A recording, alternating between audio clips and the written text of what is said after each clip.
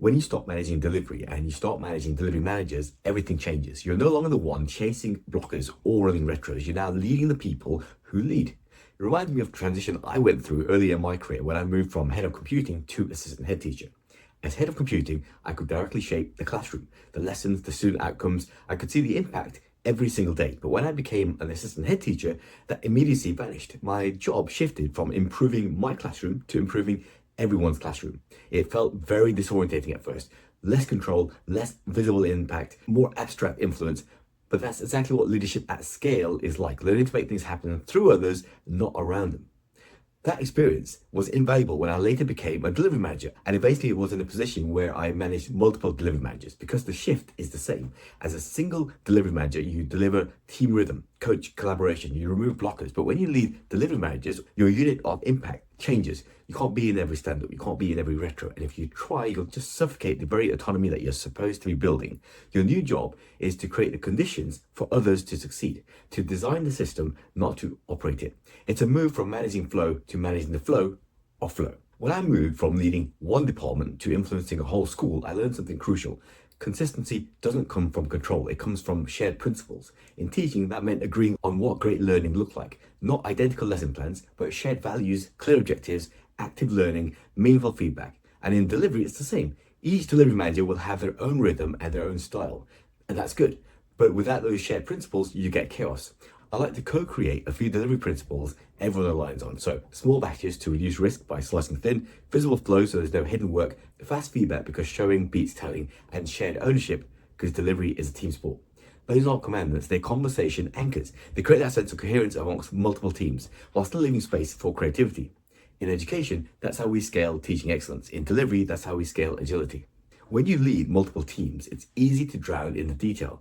Endless Slack messages, Jira updates, escalation pings, but your leverage now comes from patterns and not instances. Back in my assistant head teacher days, I realized something similar. When two departments struggle with behavior, it's not two behavior issues, it's a whole school culture issue.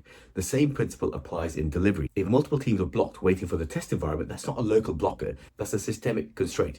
Your job isn't to fix this blocker, it's to fix the conditions that create it. This is where that senior mindset kicks in. You zoom out, you start firefighting, and you start pattern finding. When you have several delivery managers, they can unintentionally operate in silos.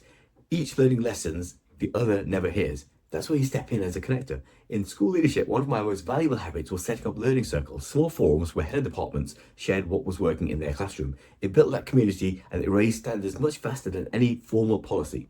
In delivery, I do the same via community practices. Everyone brings an insight on what experiment worked. What blockers did you notice? What was one learning the other could use? That rhythm of reflection is gold, because when one team learns, every team benefits. And as a senior leader, you become the guardian of that rhythm, protecting it from the noise of urgent meetings. As a single delivery manager, you live inside the metrics, cycle time, throughput, work in progress. But as a delivery director or a senior DM, you're a step above them. You look at patterns of patterns. When I was an assistant head teacher, I couldn't just track one class's results. I had to see the whole school progress, where learning stalled, where interventions were working. That perspective changes how you use data. It becomes less about judgment and more about insight. In delivery, portfolio level metrics are your school dashboard. Average cycle time across teams show systemic drag.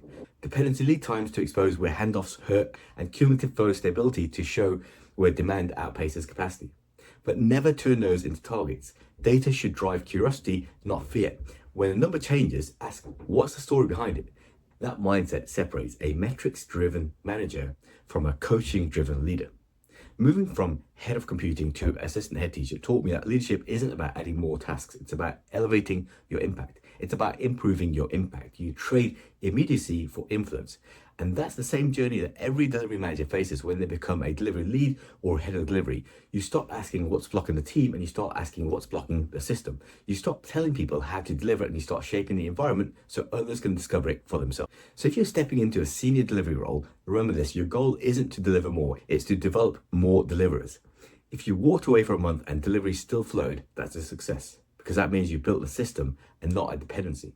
If this resonates with you, subscribe to The Agile Edge for more on leading at scale, where delivery meets leadership. And let me know in the comments what's been your hardest shift from hands-on delivery to leading leaders.